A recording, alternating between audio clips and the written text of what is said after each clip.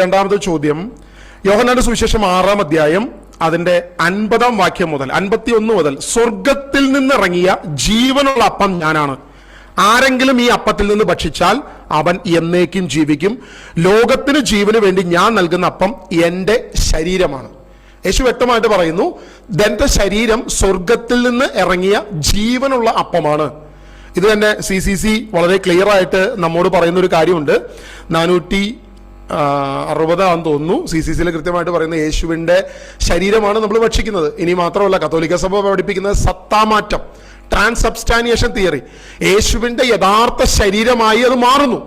അപ്പൊ യേശുവിന്റെ യഥാർത്ഥ ശരീരമായി മാറുന്നു എന്ന് പറയുമ്പോഴും യേശു അവകാശപ്പെടുകയും ഞാൻ സ്വർഗത്തിൽ നിന്ന് ഇറങ്ങിയ ജീവനുള്ള അപ്പമാണ്, എന്റെ ശരീരമാണ് ഞാൻ നിങ്ങൾക്ക് ഭക്ഷിക്കാൻ നൽകുന്നത്, എന്റെ യഥാർത്ഥ ശരീരം അത് യഥാർത്ഥ അപ്പമാണ് എന്നെല്ലാം യേശു പറഞ്ഞ യോഹന്നാന്റെ സുവിശേഷത്തിലെ 6-ാം അധ്യായത്തിലെ ആശയം വെച്ചിട്ടാണ് കത്തോലിക്ക സഭ പറയുന്നത് ട്രാൻസ്സബ്സ്റ്റാൻ, അതായത് സത്താമാറ്റം നടക്കുന്നു എന്ന് പറയുമ്പോൾ, ഇന്ന് നമ്മൾ വിശുദ്ധ കുർബാന സ്വീകരിക്കുമ്പോൾ ആ സ്വീകരിക്കുന്നത് മാതാവിൽ നിന്നും ശരീരം കലർന്ന ഒരു മനുഷ്യ ശരീരമാണോ ഞാൻ വിശുദ്ധ കുർബാനയിൽ സ്വീകരിക്കേണ്ടത്, അതെയോ യേശുവിന്റെ സ്വർഗത്തിൽ നിന്നിറങ്ങിയ ജീവനുള്ള അപ്പമാണോ ഞാൻ സ്വീകരിക്കേണ്ടത്? ഏതാണ് എനിക്ക് പാപമോചനവും രക്ഷയും നിത്യജീവനും നൽകുന്നത് എന്നുള്ളത് ജിൻഡോ ബ്രദർ പറയാം.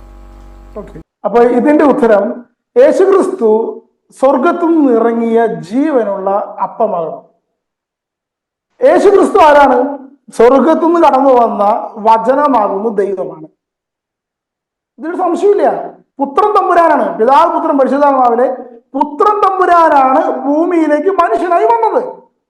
ആ വന്ന ദൈവം മനുഷ്യ ശരീരം കന്യാമരത്ത് സ്വീകരിച്ചപ്പോൾ അതെന്ത് ചെയ്യാണ്? ഹൈപ്പോസ്റ്റാറ്റിക് യൂണിയൻ എന്ന് പറയും. അതായത് വിഭജിക്കാനാവില്ല, കലർത്താനാവില്ല, മിക്സ് ചെയ്യാൻ പാടില്ല. ആ മനുഷ്യ ശരീരത്തിലേക്ക് യേശുക്രിസ്തുവിന്റെ ശരീരം ആദാനം ചെയ്തു എന്ന പദം പറയാം. ആദാനം ചെയ്തു, അതാണ് ഹൈപ്പോസ്റ്റാറ്റിക് യൂണിയൻ. ഇങ്ങനെ ആയിക്കഴിഞ്ഞാൽ പിന്നെ യേശുവിന്റെ ശരീരത്തിന് സ്വർഗത്തിൽ നിന്ന് വന്നത് ഈ ഭാഗം, ഭൂമിയിൽ വന്നത് ഇത്ര ഭാഗം എന്ന് വേർതിരിക്കാൻ പറ്റില്ല. അതാണ് ഹൈപ്പോസ്റ്റാറ്റിക് യൂണിയൻ. അത് മനസ്സിലായാൽ മതി, ഇതിന് ഉത്തരം ക്ലിയർ ആവും. കാരണം യേശുവിന്റെ ശരീരത്തിന് ഇത്ര ഭാഗം സ്വർഗത്തിൽ നിന്ന് വന്നത്, ഇത്ര ഭാഗം മനുഷ്യനിൽ നിന്ന് വന്നത്, ഇങ്ങനെ വേർതിരിച്ച് കാണുമ്പോൾ ഹൈപ്പോസ്റ്റാറ്റിക് യൂണിയൻ അല്ല. ഇത് വിഭജിക്കാൻ പറ്റില്ല, മിക്സ് ചെയ്തതല്ല, കലർന്നതല്ല. വചനമാകുന്ന അരൂപി മനുഷ്യനെ ഉള്ളിലേക്കാണ് ആവശിച്ചു, പിന്നെ വേർതിരിക്കാൻ പറ്റില്ല. അതുകൊണ്ടാണ് ഇപ്പൊ താങ്കൾ പറയുന്ന വിഷയം എന്താ? സ്വർഗത്തിൽ നിന്ന് വന്ന യേശുക്രിസ്തുവിന്റെ ശരീരം എന്ന് പറയുന്നത് ഇങ്ങനെ ഇപ്പൊ നമ്മൾ വിശുദ്ധ കുർബാന സ്വീകരിക്കുന്നു, അത് ആദാനം ചെയ്തിരിക്കും. മനുഷ്യനായിരിക്കുന്ന ദൈവം അവിടെ കടന്നു വന്നിരിക്കുകയാണ്. സത്ത എന്നുള്ള വിഷയം പഠിക്കണം. സത്ത എന്താണ്? ഹൈപ്പോസ്റ്റാറ്റിസ് എന്താണ്? സത്ത എന്ന് പറയുന്നത് ഡിവിനിറ്റി. കർത്താവ് യേശുക്രിസ്തു ആരാണ്? പൂർണ്ണ ദൈവം പൂർണ്ണ മനുഷ്യൻ. ഈ പൂർണ്ണ ദൈവം പൂർണ്ണ മനുഷ്യനെ ആദാനം ചെയ്ത് ഹൈപ്പോസ്റ്റാറ്റിക് യൂണിയനായി കഴിഞ്ഞാൽ പിന്നെ വിഭജിക്കാൻ പറ്റില്ല എന്നതുകൊണ്ട് തന്നെ യേശുക്രിസ്തു പറഞ്ഞില്ലേ, ഞാൻ അബ്രാഹത്തിന് മുമ്പേ ഉണ്ട്. ദാവീദ് എന്തുകൊണ്ട് ഇങ്ങനെ പറഞ്ഞു? സ്വർഗത്തിൽ പിതാവിന് വലതുഭാഗത്ത് ഞാനുണ്ട്, അതുകൊണ്ട് കർത്താവിനെ അരുളി ചെയ്തു എന്ന് ദാവീദ് പറഞ്ഞല്ലോ. എന്റെ കർത്താവ് എന്ന് പറഞ്ഞാൽ ദാവീദ് തന്നതെയാ. അപ്പൊ ഈ ഒരു വിഷയത്തിലേ ഉള്ളൂ. സ്വർഗത്തിൽ നിന്ന് ഇറങ്ങിയ ജീവനുള്ള അപ്പമാകുന്നു എന്ന് പറഞ്ഞാൽ യേശുക്രിസ്തു സ്വർഗത്തിൽ നിന്ന് കടന്നു വന്ന ദൈവമാണ്. അവൻ ഭൂമിയിൽ നിന്നും മനുഷ്യരീരം സ്വീകരിച്ചിരിക്കുന്നു, അത് ആദാനം ചെയ്തിരിക്കുന്നു. അപ്പോൾ ഇതിന്റെ ശരീരമാകുന്നു പറയുന്നത്. എന്റെ ശരീരം, ഇതെന്റെ ശരീരമാകുന്നു, ഇത് മരിക്കുന്നവൻ നിത്യം ജീവിക്കും, എന്റെ ശരീരം ഭക്ഷിക്കും, എന്റെ രക്തം പാനം ചെയ്യുന്ന മരിക്കുകയില്ല, എന്റെ ശരീരമാണ് ഈ അപ്പം എന്ന് പറയുമ്പോൾ ഇത് ക്ലിയർ ആണ്. ഈ ശരീരം ഹൈപ്പോസ്റ്റാറ്റിക് യൂണിയൻ ആയതുകൊണ്ട് ദൈവമാണ്, സ്വർഗത്തിൽ നിന്ന് വന്നതാണ്, വിഭജിക്കാൻ പറ്റൂല. ഇനി ഇതെങ്ങനെ നമ്മൾ സ്വീകരിക്കുന്നു? ഞാൻ നേരത്തെ പറഞ്ഞല്ലോ, ജലം, രക്തം, ആത്മാവ്. യേശുക്രിസ്തു തന്റെ ശരീരത്തെ കുരിശ് ബലി അർപ്പിച്ചിട്ട് ആർക്ക് കൊടുത്തു? പിതാവായ ദൈവത്തിന് സമർപ്പിച്ചു എന്നല്ല, പിതാവായ ദൈവത്തിന് കൊടുത്തിട്ട് ജനങ്ങൾക്ക് നമുക്ക് തന്നിരിക്കുന്നത്. മാമോദീസ, സ്ഥൈര്യലേപനം, വിശുദ്ധ കുർബാന, ഇതാണ് പ്രാരംഭ കുദാശകള്. ഇതിലൂടെ നമുക്ക് ലഭിച്ചിരിക്കുകയാണ്. മാമോദീസ ലഭിക്കുന്നു, ജലം, രക്തം, ആത്മാവ്. ഇതാണ് യേശുവിന്റെ ആ ശരീരം പറയുന്നത്, ഹ്യൂമാനിറ്റിയാണ് പറയുന്നത്. സ്വർഗത്തിൽ നിന്ന് ഇറങ്ങി ജീവനുള്ള ദൈവം അതിൽ ആവസിച്ചത് കൊണ്ട് ഈ ശരീരം, ഈ രക്തം അത് നമുക്ക് ലഭിക്കുന്നത്. അതാണ് കുരിശുമരണത്തിന്റെ അടിസ്ഥാന തത്വം എന്ന് പറയുന്നത്. നമുക്ക് മാമോദീസയും സ്ഥൈര്യലേപനവും കുർബാനയും തരുന്നു. അല്ലാതെ പിതാവായ ദൈവത്തിന് സമർപ്പിച്ച് പിതാവിനെ പ്രസാദിപ്പിച്ചിട്ട് ആ പ്രസാദിപ്പിച്ച ഇതെന്ന് അങ്ങനെയല്ല. നമുക്കാണ് മനുഷ്യരെ തന്നിരിക്കുന്നത്. അപ്പൊ ഇത് മനസ്സിലാക്കുക. ഹൈപ്പോസ്റ്റാറ്റിക് യൂണിയൻ ആയതുകൊണ്ട് സ്വർഗത്തിൽ നിന്ന് ഇറങ്ങി എന്ന് തന്നെ പറയണം. വചനമാകുന്ന ദൈവമാണ് വന്നിരിക്കുന്നത്. ഭൂമിയിലെ ശരീരത്തിൽ സ്വീകരിച്ച് ആദാനം ചെയ്തതുകൊണ്ട് വിഭജിച്ച് പറയാൻ സാധ്യമല്ല.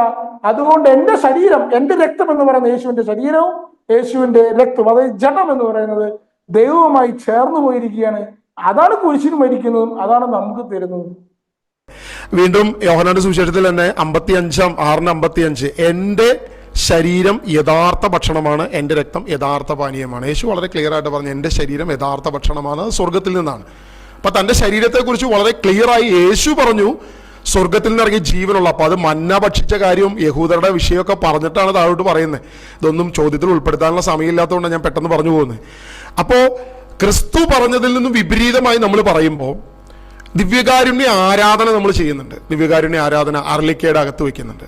അപ്പോൾ ഈ അർലിക്കയുടെ അകത്ത് ദിവ്യകാരുണ്യ ആരാധന വെക്കുമ്പോൾ ആ ശരീരം ക്രിസ്തുവിന്റെ ശരീരം തന്നെയാണെന്നുള്ള കത്തോലിക്ക സഭ വിശ്വസിക്കുന്നത്.